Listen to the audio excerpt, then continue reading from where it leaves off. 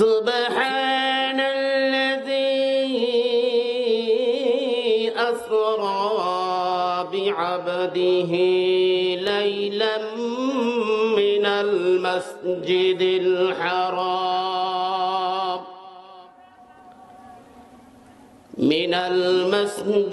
الحرام إلى المسجد الأقصى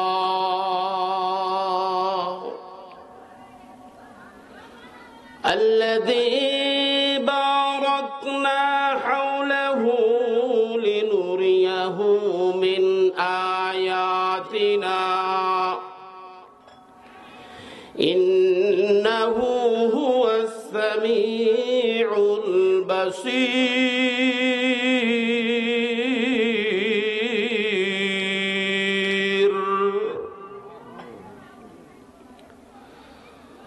صدق الله العلي العظيم وقال النبي صلى الله عليه وسلم اللهم بارك لنا في رجب وشعبان وبلغنا رمضان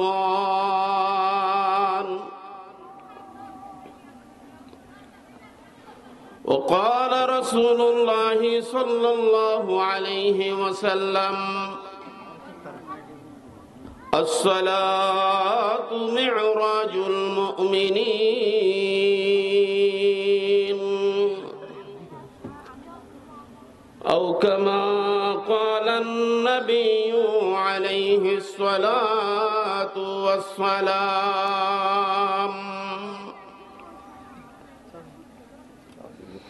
وقال شاعر العلام چودر دوستی مخلصم یافتی چودر دوستی مخلصم یافتی اینا نشد صحبات چرا تافتی اگر ایک سر موی برطر پرم فروغ تجلی بسوجت پرم کلمہ پوری لا الہ আওয়াজ দিয়া লা ইলাহা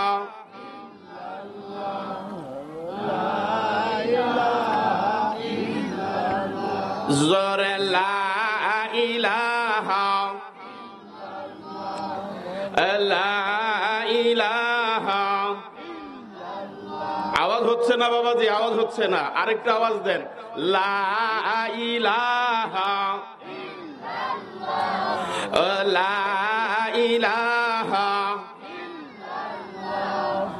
লা ইলাহা জোরে লা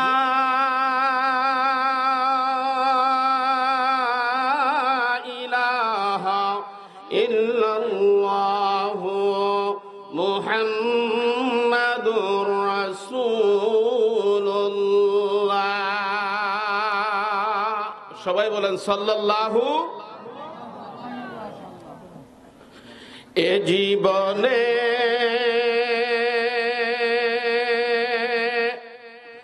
না করিলাম বন্দেগী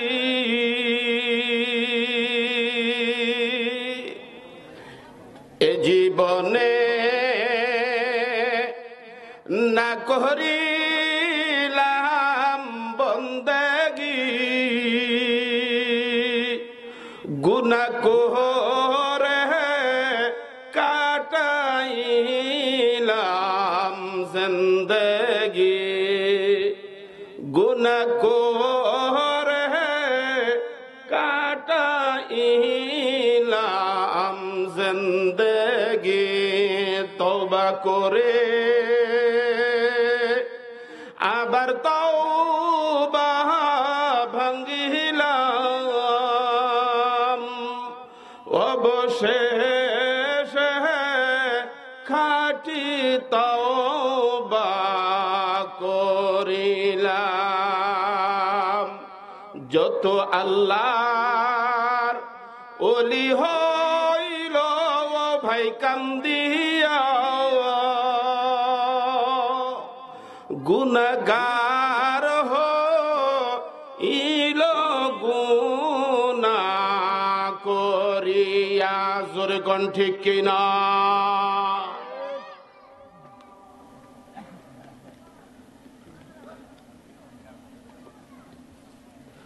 নারী জাতি শ্রেষ্ঠ জাতি যেন বাগানের ফুল, নারী জাতি শ্রেষ্ঠ জাতি যেন বাগানের ফুল।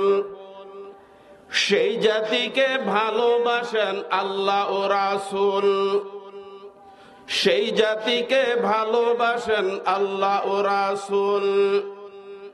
যেসব নারী পর্দা করে স্বামীর কথায় চলে, যেসব নারী পর্দা করে স্বামীর কথায় চলে, আল্লাহ তাদের নামটি লিখেন ওলিগণের দলে। জোরে কোন আলহামদুলিল্লাহ। ঢাকনা ছাড়া খাদ্য যেমন রোগ জীবাণুর বাসা, ঠিক না বে ঠিক? জোরে কর। ঢাকনা ছাড়া খাদ্য যেমন রোগ জীবাণুর বাসা, পর্দাহীনা নারী তেমন মহা সর্বনাশা। বেপরদাতে চললে তোমার হবে মহাপাপ, বেপরদাতে চললে তোমার হবে মহাপাপ। পর্দাহীনা নারীর প্রতি খোদার অভিশাপ। নারীরা আছে নাকি আপনাদের এলাকায়? ভাই আমি তো অনেক দূর থেকে আসছি, তারা ধরে মিছিল করে নিয়ে আসে। হুজুর প্রথমে তো ভালোই বললেন, নবী ওলি ভালোবাসে, আর এখন বলতেছেন মহাপাপ। আমাকে বাঁচাবেন তো আপনারা? কোরআন শিক্ষা করো মুসলিম, কোরআন শিক্ষা করো, কোরআন শিক্ষা করো মুসলিম, কোরআন শিক্ষা করো। নভেল নাটক ছেড়ে দিয়ে আল্লাহর কোরআন পড়ো।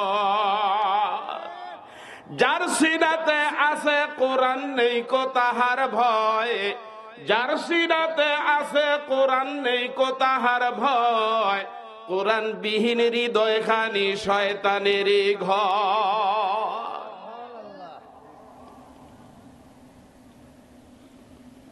খারাপ লাগতেছে?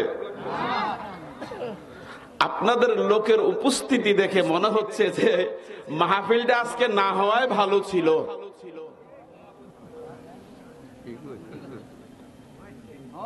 সেই দিনাজপুর বীরগঞ্জ থানা ঠাকুরগাঁর কাছাকাছি। আরে ভাই আমাদের একটা মসজিদের মুসল্লিতে এর থেকে আরো 3 গুণ বেশি, ঠিক না ভাই? ঠিক বলেন। আমি আশা করব মাইকের আওয়াজ যে পর্যন্ত যায়, আমার যুবক ভাইয়েরা এবং বৃদ্ধ বাবাজিরা ঘরে বসে না থেকে আজকের এই রহমতি বরকতি ওয়াজ মাহফিলে চলে আসুন। হতে পারে এই মাহফিলটা আমাদের কারো কারো জন্য আখিরাতে নাজাতের উসিলা হয়ে যাইতে পারে, ঠিক না বেটি?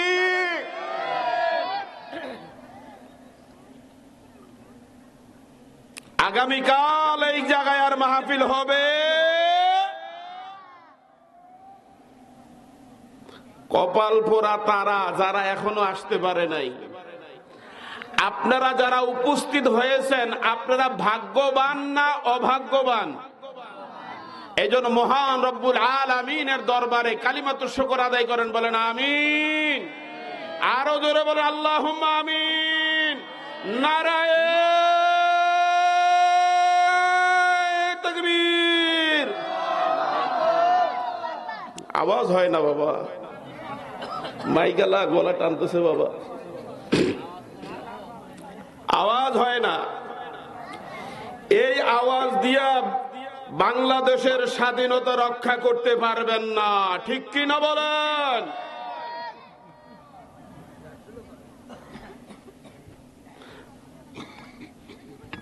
দিতে রাজি আছেন তো? একটু হাত দুইটা উঠান, একটু ব্যায়াম করেন তো। তাকবীর দিতে রাজি আছেন? নারায়ে তাকবীর।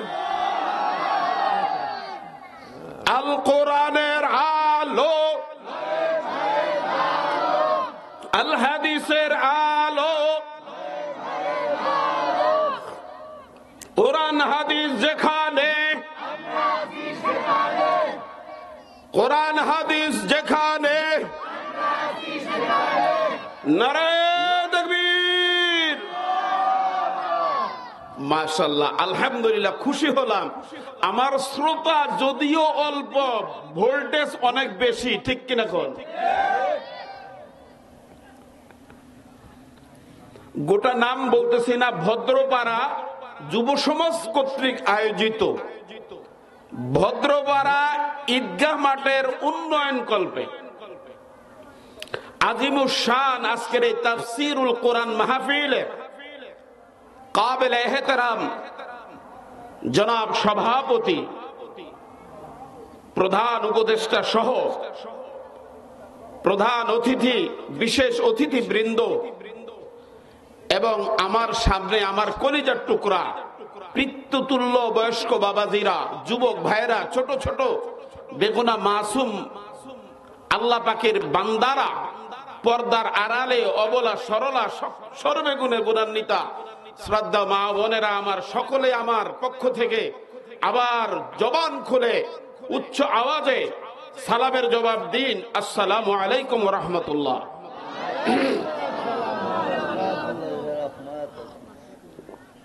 ভাইজান কেমন আছেন? আলহামদুলিল্লাহ, আগের থেকে অনেক ভালো। 5 আগস্টের পর থেকে অনেক ভালো, ঠিক কিনা? জোরে কোন, আরো জোরে বলেন। 5 আগস্টের আগে মানুষের, বিশেষ করে বাংলাদেশের অনেক মানুষের চেহারার দিকে তাকাইলে তিনি যেন কোন একটা আতঙ্কের মধ্যে ছিলেন এতদিন, ঠিক কিনা? না জানি কখন গোয়েন্দা, ডিএসবি, পুলিশ, র্যাব, চিতা, কোবরা আমাদেরকে অ্যারেস্ট করে নিয়ে যায় নাকি, ঠিক কিনা? এখন কি আর সেই শঙ্কার, সেই ভয় আছে?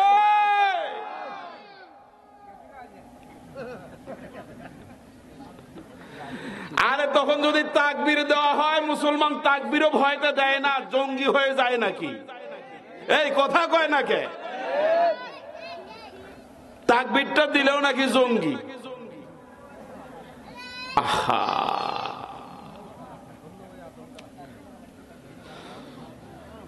আজকে মুসলমান কি শামশির, নারায়ে তাকবীর, ঠিক কিনা? মুসলমান যখন তাদের তাকবীরের ধ্বনি দিতে পারে নাই, চতুর্দিক থেকে বিপদ মুসলমানদের দিকে ধেয়ে আসতেছিল, ঠিক কিনা?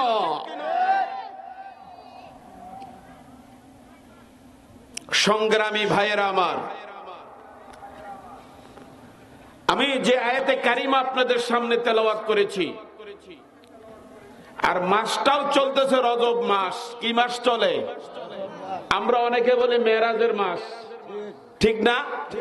আমরা আমাদের ভাষায় বোঝার চেষ্টা করি মেরাজের মাস, ঠিক না? এই মাসে মা বোনরা মনে একটু কথা বেশি বলতেছে, মা বোনদের কথার আওয়াজ স্টেজ পর্যন্ত আসতেছে।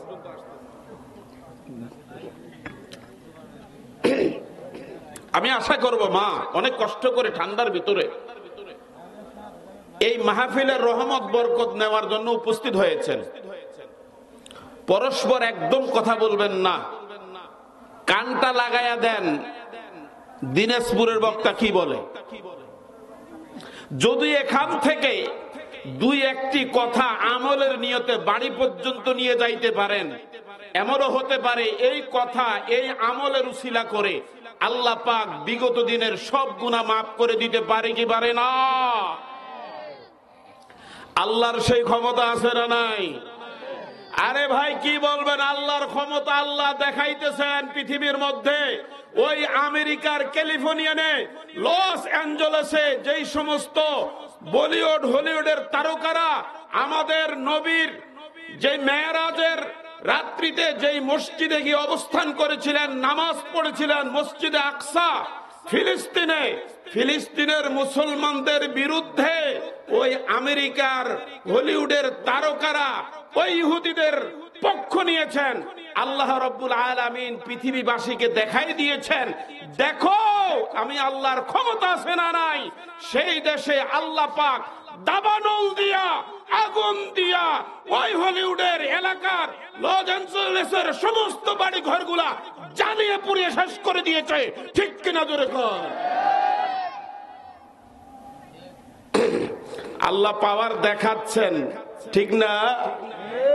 এই বিধর্মীরা, আল্লাহর পাওয়ারকে এই কথা মনে করিও না যে আল্লাহর পাওয়ার নাই। কিন্তু আল্লাহ ছাড় দেয়, আল্লাহ ছেড়ে দেয়।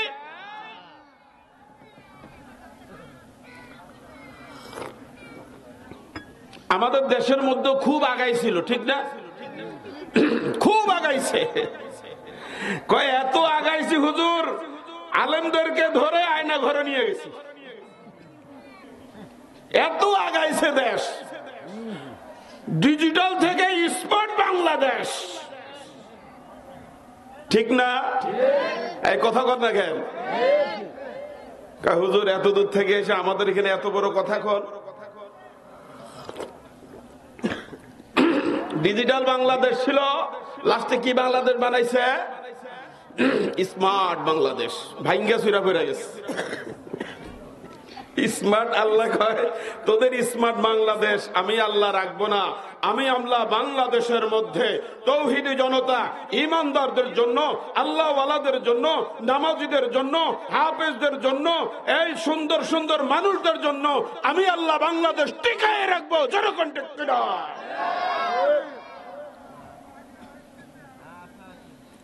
স্মার্ট বাংলাদেশ নিয়ে চলে গেছে বন্ধুর দেশে।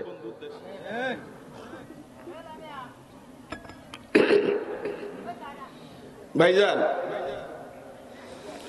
আমাদেরকে খেয়াল করতে হবে আমরা কোন পথের পথিক। জোরে কোন, আমরা কোন রাস্তায় যাব, আমাদের শেষ ঠিকানা কোথায়? জোরে কোন, জোরে বলেন, আমাদের শেষ ঠিকানা কোথায়? অনেকে বলতেছেন না হুজুর শেষ ঠিকানা এখান থেকে বাড়ি পর্যন্ত। এক সময় বলতে আপনাদের এলাকায় বলে কি না, মোল্লার দৌড় মসজিদ পর্যন্ত। আমরা বলি মোল্লার দৌড় জান্নাত পর্যন্ত, ঠিক কিনা?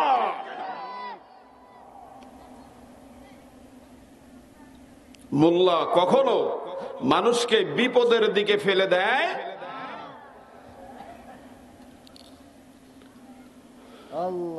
সম্মানিত হাজির, এখনো যুবক ভাইরা রাস্তার আশেপাশে দোকানের মধ্যে ঘুরে বেড়াইতেছে। আমি অবাক হয়ে গেলাম। আহারে, মাহফিল কর্তৃপক্ষ অনেক টাকা খরচ করে এত সুন্দর আয়োজন করেছেন, কি সুন্দর লাইটের ব্যবস্থা করেছেন, শামিয়ানার ব্যবস্থা করেছেন, বসার জন্য খড় দিয়েছেন, উপরে কাপড় দিয়েছেন। মুসলমান আজকে বুঝতে চায় না, বুঝার চেষ্টাও করে না।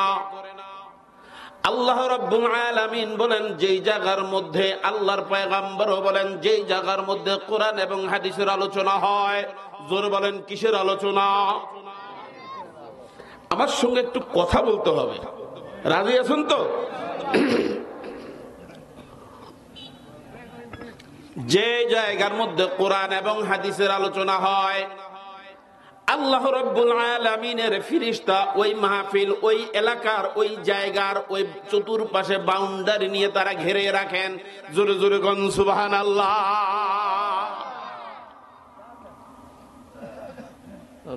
ফেরেশতাকে আল্লাহ পাঠিয়ে দিয়েছেন। ফেরেশতা খুঁজতে খুঁজতে খুঁজতে খুঁজতে খুঁজতে খুঁজতে দেখা যায় বগুড়া শেরপুর ভদ্রপাড়া, ওই ভদ্রপাড়ার ওই ঈদগাহ মাঠের মধ্যে কোরআন এবং হাদিসের আলোচনা হয়। একে অন্যকে ডেকে চতুর্পাশে ঘেরায় দেয়া রাখে।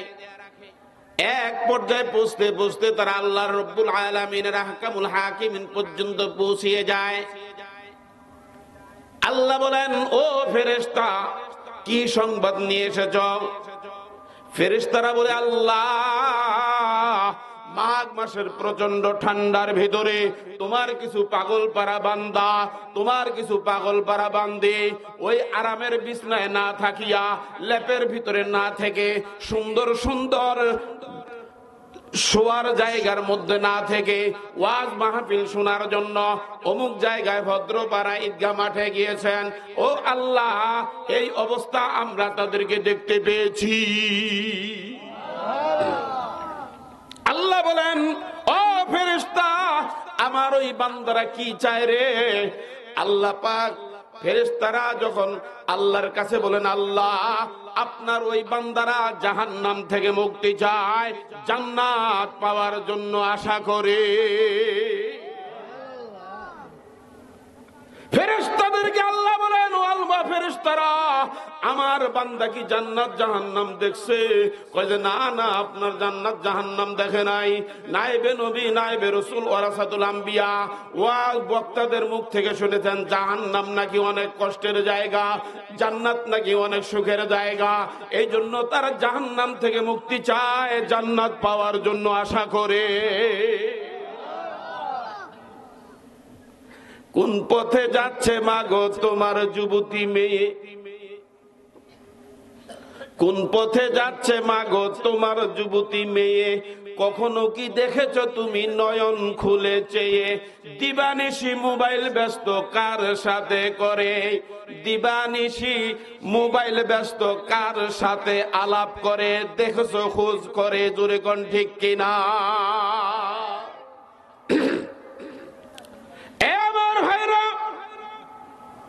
আল্লাহ রাব্বুল আলামিন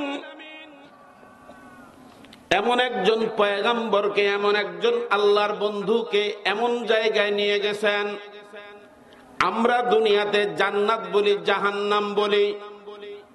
ইহুদি নাসারা যারা আছে, জান্নাত জাহান্নাম তারা বিশ্বাস করে না। এমন শ্রেণীর লোক আছে না নাই? জোরে কোন আছে না নাই?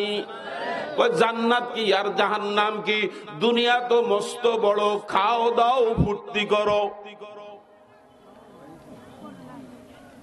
কি দুনিয়া কি ফুর্তি করার জায়গা? জোরে কোন। জান্নাত আছে, জাহান্নাম আছে। এটাকে বাস্তব রূপ ধারণ করার জন্য আল্লাহ রাব্বুল আলামিন এমন একজন পয়গম্বরকে আল্লাহ পাক ডেকে নিয়ে গেছেন, যেই ব্যক্তিটা পৃথিবীর জমিনে কারো সঙ্গে কোনোদিন দুর্ব্যবহার করে না। করছে? কারো আমানতের খেয়ানত করেছে? কারো জমিনের আইল ঠেলে দিয়েছে? তিনি হলেন অন্য কেউ নয়, তিনি হলেন আখিরি পয়গম্বর জনাবে মুহাম্মদ রাসূলুল্লাহ। সবাই বলেন সাল্লাল্লাহু আলাইহি ওয়াসাল্লাম। কাউকে কোনোদিন গালি দেয় নাই, দিছে? কারোর সঙ্গে কোনোদিন দুর্ব্যবহারও করে নাই। তিনি আমাদের নবী, আমাদের রাসূল।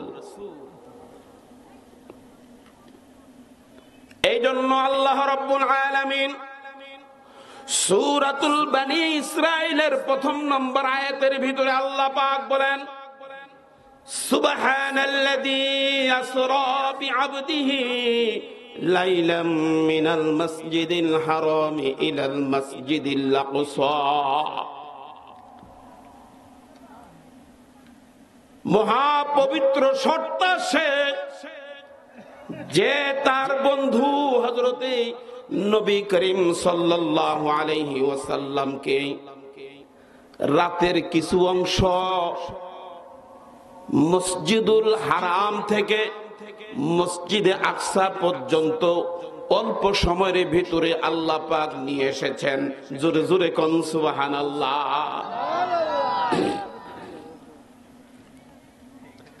রাতের কিছু অংশ আল্লাযী বারাকনা হাওলাহু লিনুরিয়াহু মিন আয়াতিনা। আল্লাহ রাব্বুল আলামিন এই সফরের মাধ্যমে আল্লাহ পাক আল্লাহর নবীকে অনেক অনেক নিদর্শনগুলা আল্লাহ পাক নবীকে সচক্ষে দেখিয়েছেন। জোরে কোন সুবহানাল্লাহ।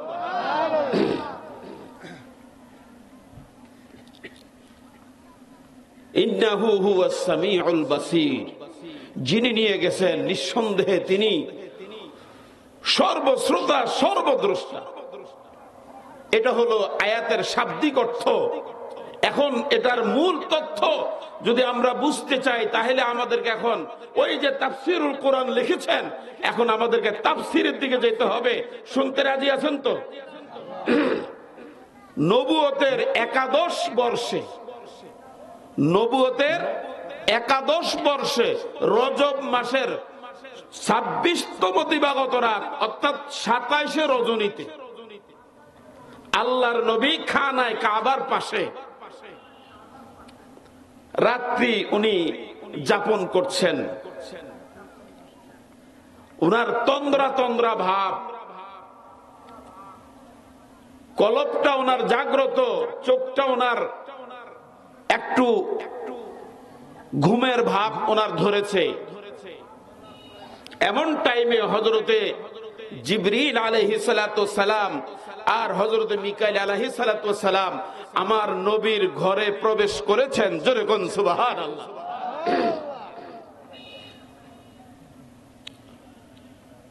জিবরিল আলাইহিস সালাতু সালাম নবীর মাথার পাশে বসলেন। মিকাইল আলাইহিস সালাতু সালাম নবী আলাইহিস সালাতু সালাম পা মোবারকের কাছে বসলেন। চিন্তা করে আল্লাহর নবীকে কিভাবে জাগানো যায়, কোন ভাবে জাগাইলে আমার নবী কষ্ট পাবে না, কিভাবে একটা ঘুমন্ত মানুষকে জাগানো যায়। দুইজন সালা পরামর্শ করতেছেন। হাদিসের কিতাবের মধ্যে এসেছে একজন ফেরেশতা আস্তে করে আল্লাহর নবীর পা মুবারকের মধ্যে হাত রেখে দিয়েছেন। যখন ফেরেশতা আল্লাহর নবীর পা মুবারকে হাত রাখলেন, আল্লাহর নবী অনুভব করলেন তার শরীরে ঠান্ডা লাগতেছে। আস্তে করে হাত দেওয়ার পরে শরীরটা যখন ঠান্ডা অনুভব করলেন, হঠাৎ করে আল্লাহর নবীর ঘুম ভেঙে গেল, চোখ দুটা খুলে গেল। জোরে জোরে কোন সুবহানাল্লাহ। এখন প্রশ্ন হলো এখান থেকে আমাদের শিক্ষা কি? অনেক সময় আমরা ঘুমিয়ে থাকি, আমাদেরকে অনেক লোক ডাকার জন্য বাড়িতে আসে, আসে না নাই? দেখেন আমাদের ম্যাডামদের ডাকার সাইজ দেখেন।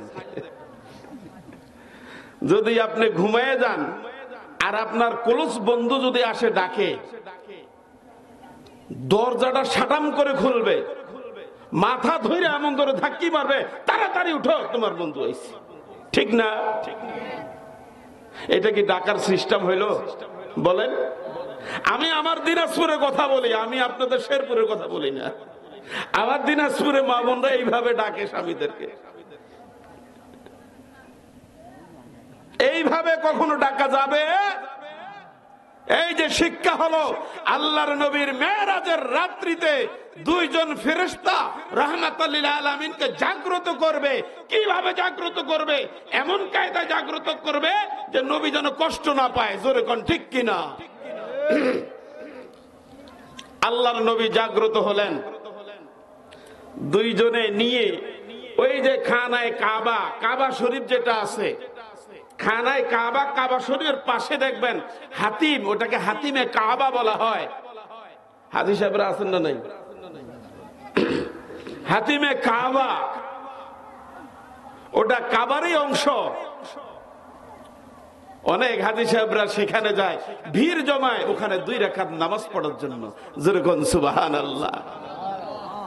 আপনাদের দোয়ার বদৌলতে আমিও গিয়েছিলাম, এই হাতিমে কাবার ভিতরে প্রবেশ করে সেখানে অসংখ্যবার নামাজ আদায় করেছি। আল্লাহ আমাকে সেই তৌফিক দান করেছেন। মোটামুটি ওখানে ঢুকতে হলে শরীরে শক্তি থাকা লাগবে। জিজ্ঞাসা করেন হাজি সাহেবদের। 17 সালে গিয়েছিলাম, তো 17 সালে তো একটু শক্তি ছিল। এখন এলে একটু বুড়া হয়ে গেছি। বাবাজি, রজব মাসের 27 রাত্রিতে আল্লাহ রাব্বুল আলামিন হযরত জিবরিল আলাইহিস সালাতু ওয়াস সালাম আর মিকাইল আলাইহিস সালাতু ওয়াস সালামের দুইজনের মাধ্যমে আল্লাহর নবীকে জাগ্রত করে হাতিমে কাবার মধ্যে নিয়ে এসেছেন। এরপরে স্বর্ণের তস্তরি আনা হলো। আল্লাহ রাব্বুল আলামিন ওই স্বর্ণের তস্তরির মধ্যে রহমত আর হিকমত আর মারিফত সেখানে রেখে দিয়েছেন। ওই জায়গার মধ্যে জমজমের পানি রাখা আনা হলো। আল্লাহর নবীকে শায়িত করে ওপেন হার্ট সার্জারি করা হলো। ওই ওপেন হার্ট সার্জারি কলবটা বের করে আনলো, কলবে আতহারকে বের করে আনার পরে ওই স্বর্ণের তস্তরির মধ্যে ওই জমজমের পানি দিয়া কলবে আতহারকে ধৌত করলেন, পরিষ্কার পরিচ্ছন্ন করে ওই জায়গার মধ্যে আল্লাহ পাকের কুদরতি হিকমত আর মারিফত দিয়া ওই কলবটা তার জায়গার মধ্যে বসাইয়া আবার সেটাকে অপারেশন সাকসেস করে আল্লাহর নবীকে আবার উঠে বসাইলেন। জোরে কোন সুবহানাল্লাহ।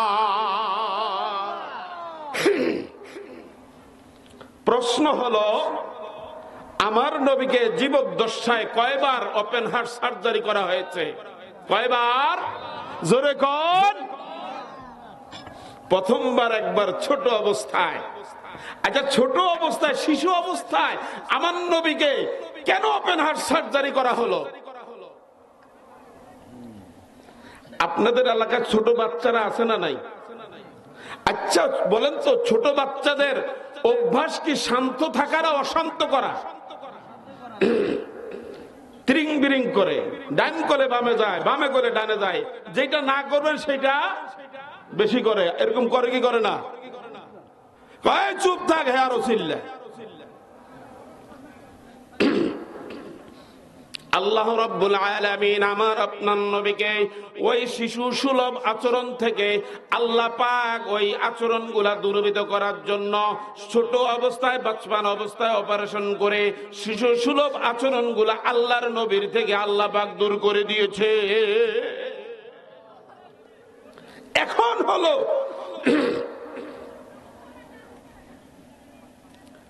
আল্লাহ রাব্বুল আলামিন আল্লাহর পয়গম্বরকে পৃথিবীর জমিন থেকে ঊর্ধ্ব আকাশে নিয়ে যাবেন। আচ্ছা, ঊর্ধ্ব আকাশে যাওয়ার যে একটা তার শক্তি দরকার, এই শক্তিটা দেওয়ার জন্য আল্লাহ পাক ওপেন হার্ট সার্জারি করে ওনার ভিতরে, সেই কলবে আতহারের ভিতরে সেই শক্তিটা আল্লাহ পাক ঢুকিয়ে দিয়েছেন। বলেন সুবহানাল্লাহ। আমরা যারা হজ করার জন্য সৌদি আরবে যাচ্ছিলাম, আমাদের বাংলাদেশ থেকে মেডিকেল থেকে আমাদেরকে ইনজেকশন পুশ করা হয়। আমি প্রশ্ন করলাম যে ভাই, আমরা যাচ্ছি একটা ভালো জায়গায় হজের উদ্দেশ্যে, তা আমাদের শরীরের মধ্যে এই ইনজেকশনটা কেন দিচ্ছে? তখন তারা বললেন, ডাক্তার সাহেবরা বললেন, আমাদের দেশের তাপমাত্রা একটু নরমাল, আর সৌদি আরবের তাপমাত্রা একটু বেশি গরম, হট বেশি। এই নরম শরীরে সেই জায়গার তাপমাত্রা হয়তো ইনজেকশনটা না দিলে আপনি সেই তাপমাত্রায় খেয়ে হয়তো আপনি অজ্ঞান হয়ে যেতে পারেন, জ্ঞান হারা হয়ে যেতে পারেন, আপনার শরীরে স্যুট নাও করতে পারে। এই জন্য সেইখানে তাপমাত্রা স্যুট করার জন্য বাংলাদেশের গভর্নমেন্ট তখন ওই প্রত্যেকটা হাজী সাহেবকে একটা করে ইনজেকশন পুশ দিয়া, মেডিসিন ভ্যাকসিনটা দিয়া ওই দেশের তাপমাত্রা সহ্য করার শক্তিটা তার ভিতরে প্রবেশ করাইয়া দেয়। জোরে কোন ঠিক কিনা? কথা কি বুঝা যাচ্ছে? হাতিমে কাবা থেকে এরপরে আল্লাহ রাব্বুল আলামিন হযরত জিবরিল আলাইহি আর মিকাইল আলাইহিস সালামের মাধ্যমে বুরাক নামে একটা গাধার চেয়ে ছোট খচ্চর একটা নিয়ে আসলেন। খচ্চরের চেয়েও বড়, গাধার চেয়েও ছোট এমন একটা জন্তুকে নিয়ে আসলেন। তার নাম হলো বুরাক, দেখতে সাদা। জোরে কোন সুবহানাল্লাহ। আমাদের দেশে আমি ছোটকালে দেখতাম বোরাকটাকে এমন আঙ্গিকে দেখানো হতো, সামনের দিকটা মেয়ে লোকের মতন মনে হচ্ছিল, ঠিক কিনা? এরকম ছবি দেখছিলেন? এটা আমার নবীর শানে বেয়াদব। বোরাকটা যখন আনলেন, বোরাকটা একটু নড়াচড়া করতেছে। জিবরিল আলাইহিস সালাতু ওয়াস সালাম বলে, এই বোরাক, তুই নড়িস কেন রে? তুই জানিস এ পর্যন্ত যত নবী পয়গম্বর তোর উপরে সওয়ার হয়েছে, আজকে যিনি সওয়ার হবেন, তোমার উপরে আজকে যিনি আরোহণ করবেন, এর মতন সৌভাগ্যবান পয়গম্বর আল্লাহ পাক আর কোন নবী পাঠান নাই। জোরে কোন সুবহানাল্লাহ। কেমন নবী পেয়েছি একটু চিন্তা করছি। দয়ালো নবী প্রেমের ছবি, আহার আসবে না জগতে আমার। দয়ালো নবী প্রেমের ছবি, আহার আসবে না জগতে। 63 সাল জিন্দেগি কাঁদছে বলে উম্মতি, 63 সাল জিন্দেগি কাঁদছে বলে উম্মতি, এখনো কান্দে শুয়ে মদিনাতে নবী, এখনো কান্দে শুয়ে মদিনাতে। দয়ালো নবী প্রেমের ছবি, আহার আসবে না জগতে। জোরে জোরে কোন ঠিক কিনা?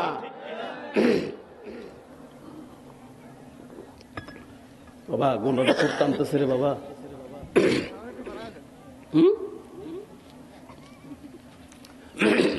কথা কি বুঝে আসছে বাবা? আল্লাহর নবীকে সওয়ার হওয়ার জন্য যে বোরাকটা আনলেন, আল্লাহ পাক বোরাকের মধ্যে এমন শক্তি দিয়েছেন,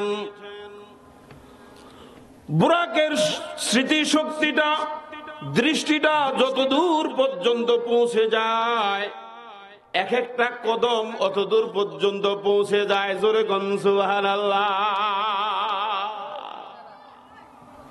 এত দূর পর্যন্ত এক একটা কদমের চিহ্ন পৌঁছে যায়।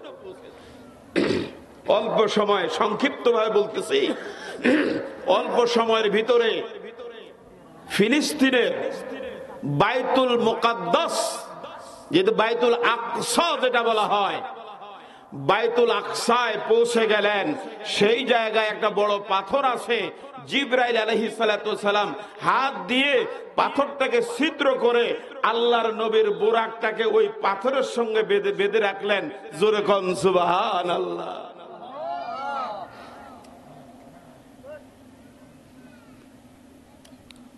অসংখ্য পয়গাম্বর, বাইতুল আকসা মসজিদ ভরপুর।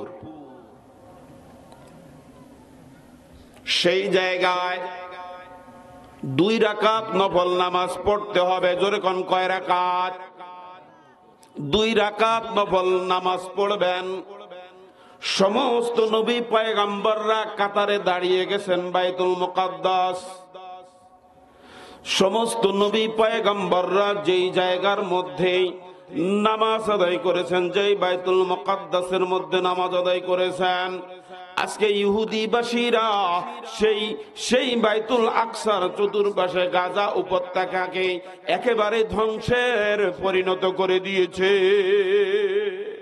ঠিক কিনা ধরে কর?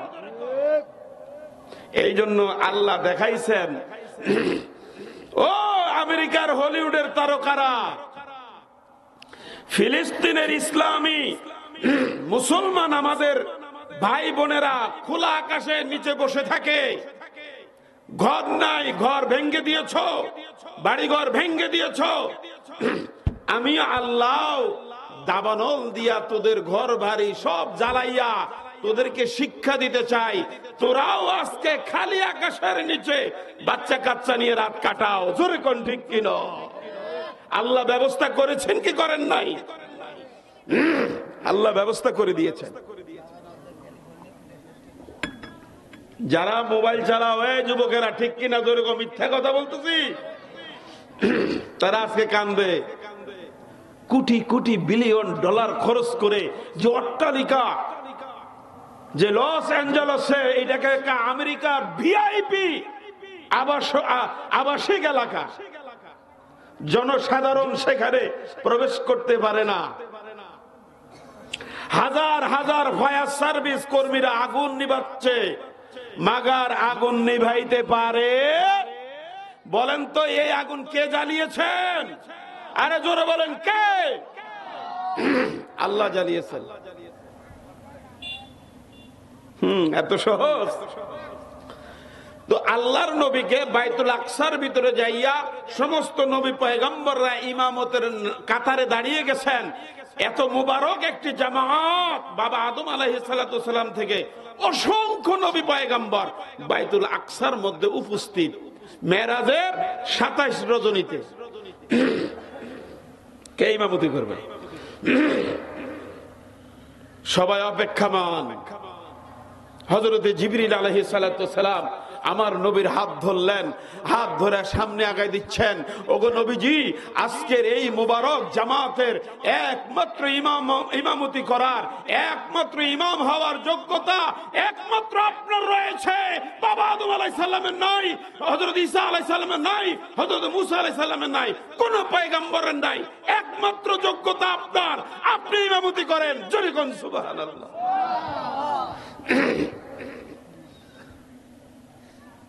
শুধু ওজুদাস রাহমাতাল লিল আলামিন, মসজিদি উশুদ হামারো ইয়ে জমিন। ইমামতি করলেন, 2 রাকাত নামাজ পড়লেন। জোরে বলেন তো, আমরা যারা আজকে এখানে ওয়াজ শোনার জন্য এসেছি, আমাদেরও নামাজ পড়ার দরকার আছে না নাই? কয় ওয়াক্ত নামাজ পড়বো? জোরে কোন? আহা, আজকে আছে 5 ওয়াক্ত নামাজ আছে? দুঃখের সাথে বলি ভাইজান, ও আমার মা বোনেরা, কান ফালায় শুনেন, 5 ওয়াক্ত নামাজ ফরজ আদায় যারা করে না, 5 ওয়াক্ত নামাজ ফরজ আদায় যারা করে না, অন্য কোন আমল তাদের আল্লাহ কবুল করে না। ঠিক কিনা? 5 ওয়াক্ত নামাজ ফরজ আদায় যারা করে না, অন্য কোন আমল তাদের আল্লাহ কবুল করে না। মাথা যদি না থাকে ভাই, মানুষ যেমন বাঁচে না। নামাজ কেহ না পড়িলে ইমান তাহার থাকে না। পচা ডিমে তাপ দিলে হয়, পচা ডিমে তাপ দিলে হয়, বাচ্চা যেমন ফুটে না। সূরা কেরাত ভুল পড়িলে নামাজ তাহার হবে না। সঠিক ভাবে পড়লে নামাজ, সঠিক ভাবে পড়লে নামাজ অভাব তাহার থাকে না। রোজ হাসরে নামাজীদের কোনো হিসাব হবে না। জোরে কোন মারহাবা, আরো জোরে বলেন মারহাবা। হুজুর, আপনাদের এলাকায় বলে কিনা জানি না, আমাদের এলাকায় বলে, হুজুর নামাজ না পড়লে কি হয়েছে, আমার ঈমান ঠিক আছে। আপনাদের এদিকে ভাইরাস আছে? হ্যাঁ, ওরে বাবারে, স্টিলের ঈমান, স্টিলের ঈমান জং ধরে না। নামাজ না, ঈমান ঠিক আছে। আসেনি চাচা?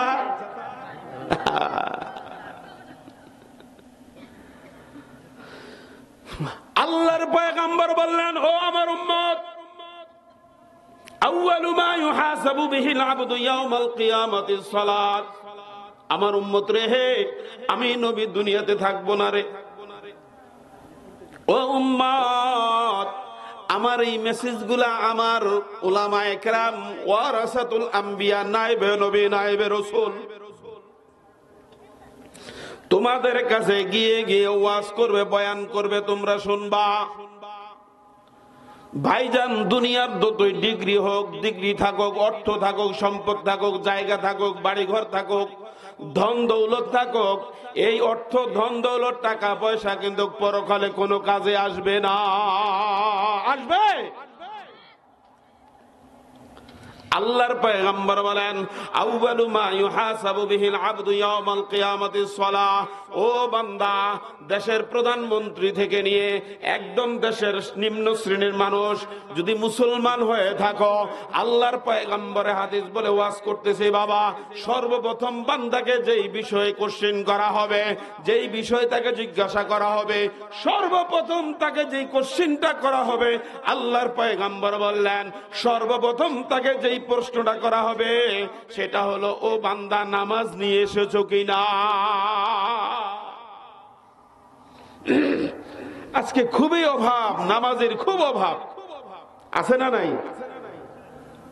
গান বাজনার মধ্যে আবার আছে, গান বাজনায় ভরপুর। অনেক বাবাজিরা আছে পীরের মাজারে দৌড়ায় কিন্তু নামাজ পড়ে। এই বাবাজি আছে না নাই? পীরের মাজারে যায়। আরে বাংলাদেশের যদি হক্কানে পীর হয়ে থাকে তার যদি দরবারে যাও, কারণ তুমি নামাজ ছাড়তে পারো। যদি তুমি নামাজ না পড়ো, পীরের দরবারে যাইয়া বুঝতে হবে এই পীর ভালো না ভণ্ড। জোরে বলেন।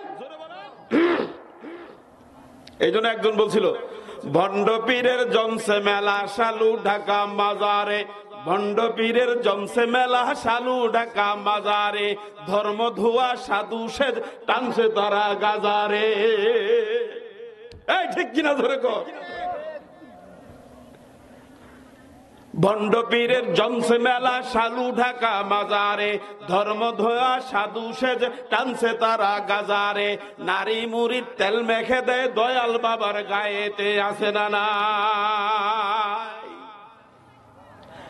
এই জন্য আমি বলি বাবাজি, বাংলাদেশের শহর বন্দরে আছে যত ভণ্ড পীর, বাংলাদেশের শহর বন্দরে আছে যত ভণ্ড পীর, এদের থেকে দূরে থাকো, বাঁচাও ইমান দস্তগীর, এদের থেকে দূরে থাকো, বাঁচাও ইমান দস্তগীর।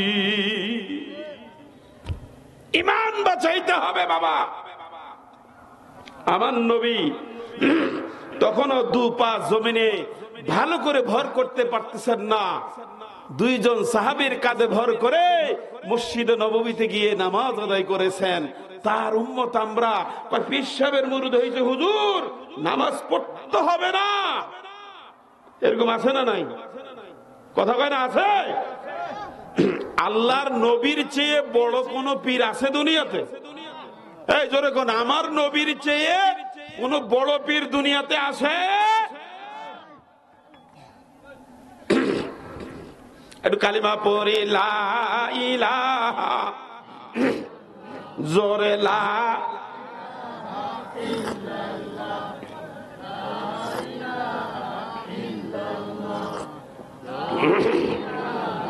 ইল্লাল্লাহ, লা ইলাহা,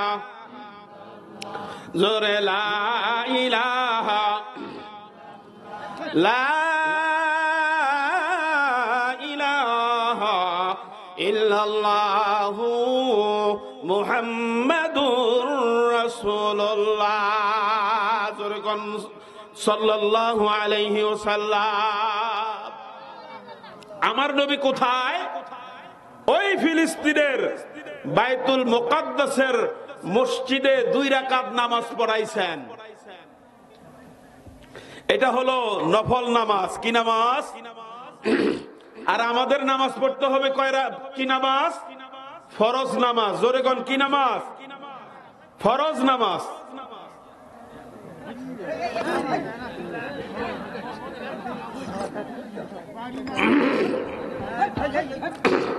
ফরজ নামাজ আদায় করতে হবে। আহা,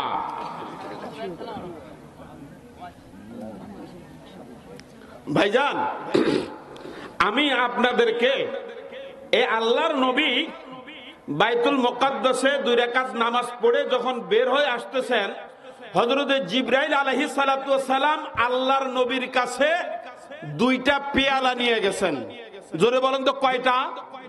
জোরে বুঝে থাকলে বলেন কয়টা? একটা হলো দুধের পেয়ালা, আরেকটা হলো শরাবের পেয়ালা। বলেন তো একটা কিসের পেয়ালা? জোরে বলেন। আরেকটা শরাব মানে কি? মদ। 2টা পেয়ালা নিয়ে জিবরাইল আলাইহিস সালাতু ওয়াস সালাম মসজিদুল আকসার গেটে আল্লাহর নবীর সামনে এইভাবে দাঁড়িয়েছেন। হুজুর আপনি খান, কোনটা খান এটা বলেন নাই। আল্লাহর নবী তাকায় দেখলেন একটা হলো দুধের পেয়ালা আর একটা হলো মদের পেয়ালা। আমার নবী আস্তে করে জিবরাইল আলাইহিস সালাতু ওয়াস সালামের হাত থেকে দুধের পেয়ালা নিলেন, দুধের পেয়ালা নিয়ে দুধ পান করলেন।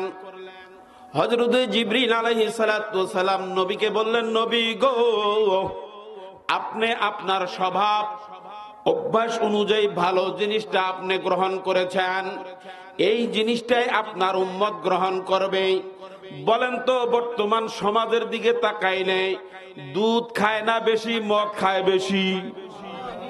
দুধ বিক্রি কইরা মদ খায় এমন মুসলমান আছে না নাই? কোন মুখ কোন চেহারা দিয়া কাল ময়দানে মাহশর নবীর কাছে যাব? আল্লাহর নবীকে চেহারাটা কিভাবে দেখাবো? আল্লাহর নবী বলে, যদি বলে উম্মত রে, ওই মেরাজের রাত্রিতে ফিলিস্তিন শহরে বাইতুল মুকাদ্দাস মসজিদে 2 রাকাত নামাজ পড়ার পরে হযরত জিবরিল আলাইহিস সালাতু ওয়াস সালাম মদের পেয়ালা নিয়ে এসেছেন, দুধের পেয়ালা নিয়ে এসেছেন। আমি নবী সেখানে দুধ খাইলাম, মদকে আমি ছেড়ে দিলাম। তুই আমার উম্মত হোস আর তুই দুধ বিক্রি করে মদ খাস। বাবাজি খেয়াল করে শুনবেন গো বাবা, মেরাজের আলোচনায় 1-2 ঘন্টায় শেষ করা সম্ভব হবে না। আমার সামনে কাগজ চলে এসেছে, পয়েন্টটা ঘুরাইয়া দেই। আল্লাহ রাব্বুল আলামিন আপনাকে আমাকে জমিনের বুকে প্রেরণ করেছেন, কারণ নবীজি এখন বাইতুল মুকাদ্দাসের ওই মসজিদের গেটের সামনে এখনো বের হয় নাই। ওই অবস্থার মধ্যে দুধ পান করলেন। আমি একটু সামনের দিকে যাই। আল্লাহ রাব্বুল আলামিন কোরআনে কারিমের মধ্যে বলেছেন, মা ইনদাকুম ইয়ানফাদু ওয়া মা ইনদাল্লাহি বাক। ও বান্দা, তোর কাছে যা কিছু আছে একদিন এই সব ধুলিস্বাদ হয়ে যাবে, ফানা হয়ে যাবে, শেষ হয়ে যাবে। আর আল্লাহ রাব্বুল আলামিনের কাছে যেটা তুমি প্রেরণ করবা, পাঠাবা, সেটাই আল্লাহ সংরক্ষণ করে রাখবেন, আল্লাহ সংরক্ষিত করে রাখবেন। ওইটা কোনোদিন নষ্ট হবে না, পচবেও না, গলেও যাবে না। আমার আপনার সম্পদ হয়তো আজকে আছে, কালকে নাও থাকতে পারে। এমন হয়তো বিপদ আল্লাহ রাব্বুল আলামিন আমার আপনার বাসার মধ্যে দিতে পারেন। এক রাত্রের মধ্যে 50,000 টাকা বাচ্চার পিছনে খরচ হয়ে যাইতে পারে কি পারে না? জোরে কোন পারে?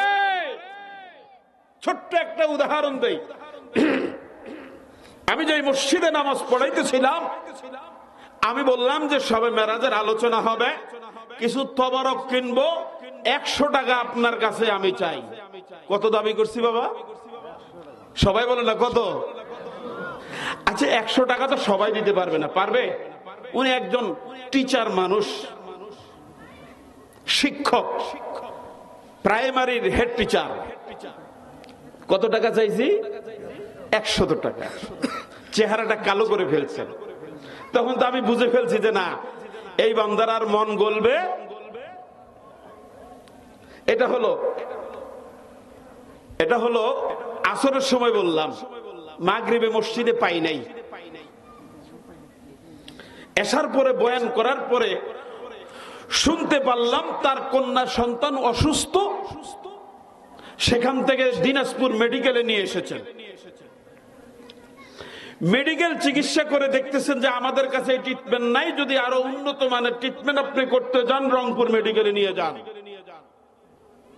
সাথে সাথে অ্যাম্বুলেন্স ভাড়া করে রংপুর মেডিকেলে নিয়ে গেছে। সারা রাত সেখানে থেকে ট্রিটমেন্ট করে কিছুটা সুস্থ হয়ে সকালবেলা বাড়িতে আসছে। এরপরে খবর শুনলাম এক রাত্রে 10,000 টাকা নাই। কত চেয়েছিলাম? কত? আল্লাহর রাসূল বলেন, আস-সাদকাতু তারুদ্দুল বালা, আস-সাদকাতু তারুদ্দুল বালা। উম্মত রে, মাঝে মাঝে দান করবা, আল্লাহ বিপদ থেকে রক্ষা করবেন। জোরে কোন ঠিক কিনা?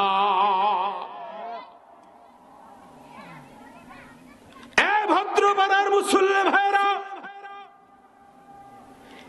এই মাহফিলের মঞ্চে বসেছি, একটা মিথ্যা কথা বলার জন্য বসি নাই।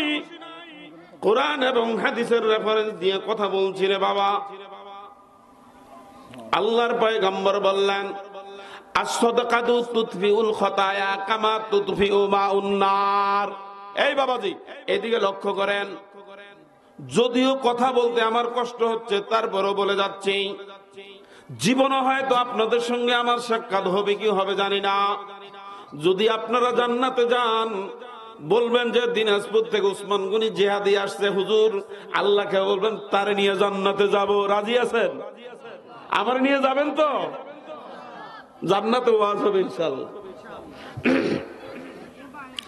আল্লাহর পয়গম্বর বললেন, আস-সাদাকাতু তুদফিউল খাতায়া কামা তুদফিউ মাউন নার। আমার মা বোনেরা খেয়াল করে শুনবেন, যখন মা বোনেরা চুলার মধ্যে আগুন দেয়, আপনারাই বুঝে থাকলে বলেন, বড় বড় লাকড়ি গুলা দেয় না, ছোট ছোট লাকড়ি গুলা দেয়? কথা বলেন। আগুনটাকে ধরানোর জন্য বড় লাকড়ি দেয় না ছোট পাটখড়ির মতন এগুলাকে দিয়ে আগুনটা ধরায়, ঠিক না?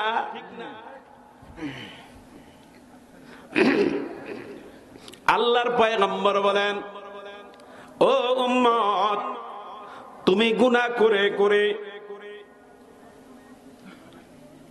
আল্লাহু আকবার, সেদিকে যাইয়ে নাই, বরকত শুরু হয়ে গেছে বাবা, একটু পরে যাচ্ছি। দেখেন আল্লাহর পয়গম্বর বলেন, ওই ছোট ছোট লাকড়ি দিয়া আগুনটাকে তেজ করানো হয়।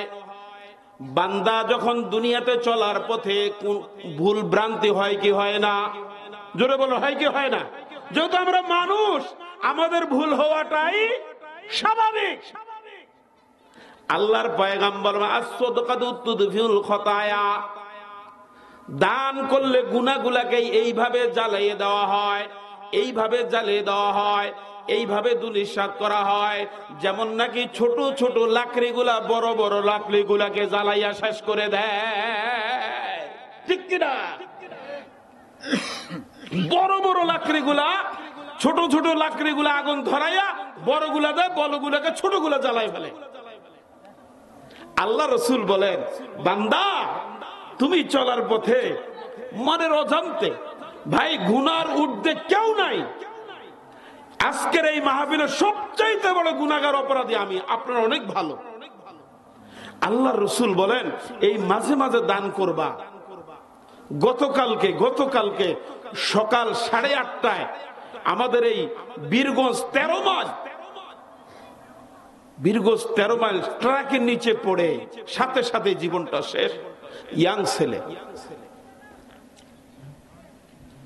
আমি আজকে মাহফিল থেকে যুবক ভাইদেরকে বলবো, যারা বাইক চালাও, জীবনটা বহুত বড় দামি ভাইজান, বহুত বড় দামি।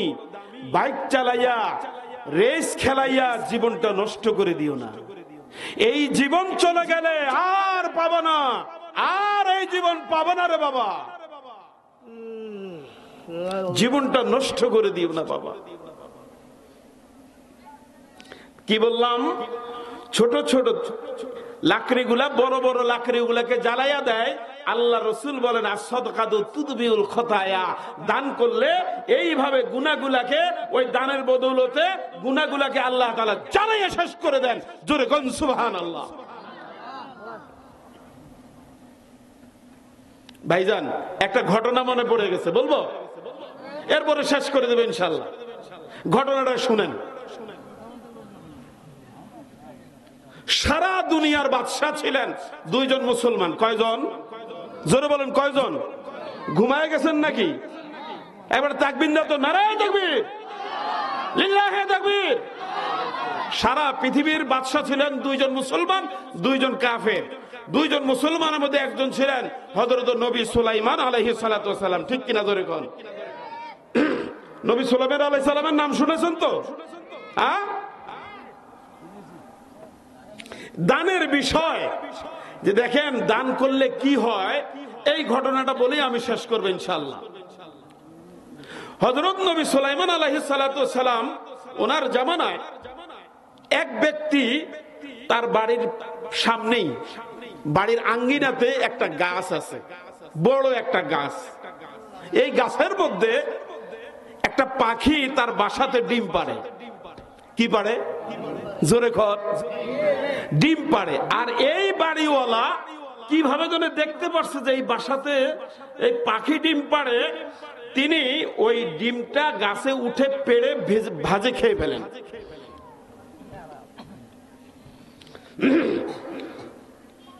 একদিন, 2 দিন, পাখি একদিন চলে গেল আল্লাহর নবী হযরতে সুলাইমান আলাইহিস সালাতু ওয়াস সালামের কাছে। যাই বলতেছিল, ও নবী সুলাইমান, ওগো আল্লাহর নবী, আমি পাখি অমুক ব্যক্তির বাড়ির সামনে একটা বড় গাছ আছে গো, ওই গাছের মধ্যে আমি ডিম পাড়ি, এই নাদান মানুষটা আমার ডিমটা পেড়ে খেয়ে ফেলে। পাখি বললে, যাও, আমি ওই লোকটাকে আমি নিষেধ করে দেব। নবী সুলাইমান আলাইহিস সালাতু ওয়াস সালাম লোক পাঠিয়ে দিলেন। ওই ব্যক্তিকে আল্লাহর নবীর রাজপ্রাসাদে নিয়ে এসেছেন। আইনা বললেন, ও ব্যক্তি, তুমি ওই তোমার গাছে একটা পাখি ডিম পাড়ে, তুমি খেয়ে ফেলো, কেন খেয়ে ফেলো? আর খাবা না। নিষেধ করে দেওয়া হলো। পরের দিন আবার যখন পাখিটা ডিম পাড়লো, ওই ব্যক্তি গাছে উঠে পাখির ডিমটা আবারও খেয়ে ফেললো। পরের দিন পাখি আল্লাহর নবীর কাছে গিয়ে নালিশ করলো, ওগো নবী সুলাইমান, আমার ডিমটা আজকেও খেয়ে ফেলেছে। আল্লাহর নবী হযরত সুলাইমান আলাইহিস সালাতু ওয়াস সালাম একটা জিনকে ডাক দিলেন। জিন জাতিকে ডেকে আনলেন, আনে বললেন, ওই ব্যক্তির গাছের পাশে দাঁড়ায়া থাকবি। পরের দিন মা পাখিটা যখন ডিম পাড়বে, আর এই ব্যক্তি যদি গাছে উঠার জন্য চেষ্টা করে, এমন জোরে ধাক্কা দিবি, জনমের জন্য ডিম খাওয়া শিক্ষা হয়ে যাবে। আচ্ছা ঠিক আছে, গেছে, পাখিটা ডিম পারছে। পাখির ডিম, এই লোভ পায়া গেছে। আমাদের লোভ, কারো হলো ক্ষমতার লোভ, আর এই বেটার হলো ডিম খাওয়ার লোভ। ঠিক কিনা বলে? কেউ ক্ষমতা ছাড়বে না। ক্ষমতা আমার লাগবে, হাজার হাজার আমাদের ছাত্র জনতা হত্যা করে হলো আমার ক্ষমতা চাই। আর এই বেটাগুলো আমার জীবন যেতে পারে, আমি পাখির ডিম খাবই। ঠিক কিনা?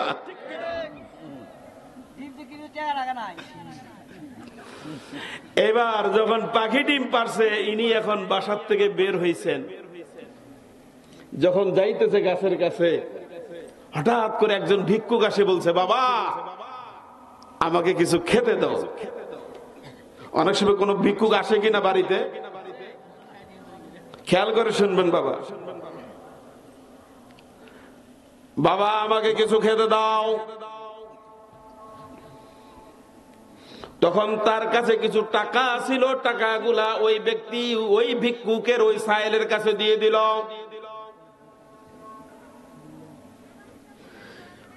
সোজা গাছে উঠে ওই ডিমটা পেড়ে আবার ওই ডিমটা খেয়ে ফেলল।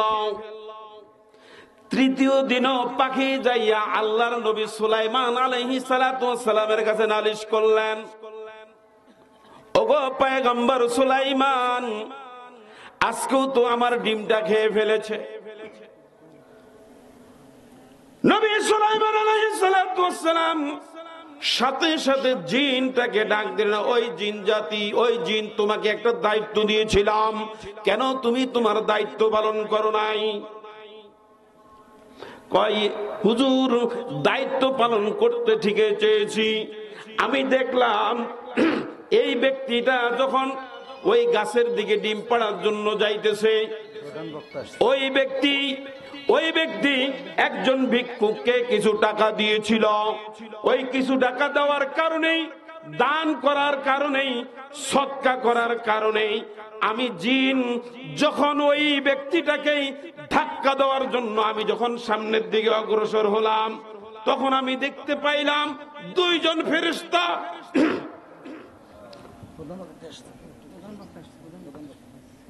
বলেন,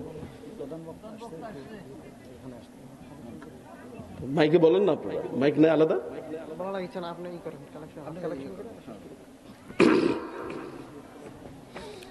আমি তো মেন জায়গার দিকে যাইতেছি। উনি যখন ওই ভিক্ষুককে কিছু হাদিয়া দিয়েছেন, দান করেছেন, বুঝতে পারতেছেন কথা? সুলাইমান আলাইহিস সালাতু ওয়াস সালাম এখন জিনকে বলতেছে, তুই তোমার দায়িত্ব তুমি কেন পালন করেন না, করো নাই?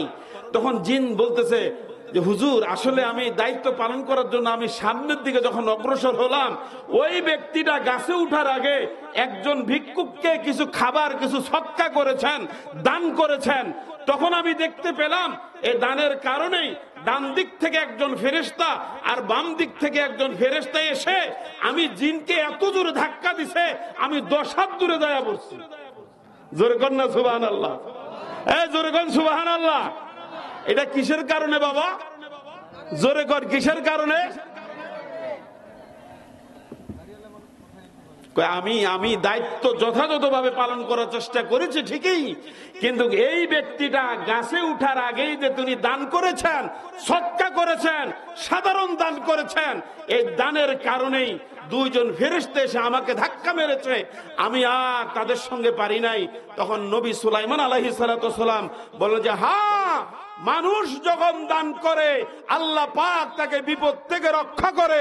মানুষ যখন উন্নয়নমূলক এই ঈদগাহের জন্য দান করবে, আল্লাহ পাক তাকে অনেক বড় বিপদ থেকে রক্ষা করবেন। জোরে কোন ঠিক কিনা? আরো জোরে বলেন ঠিক কিনা?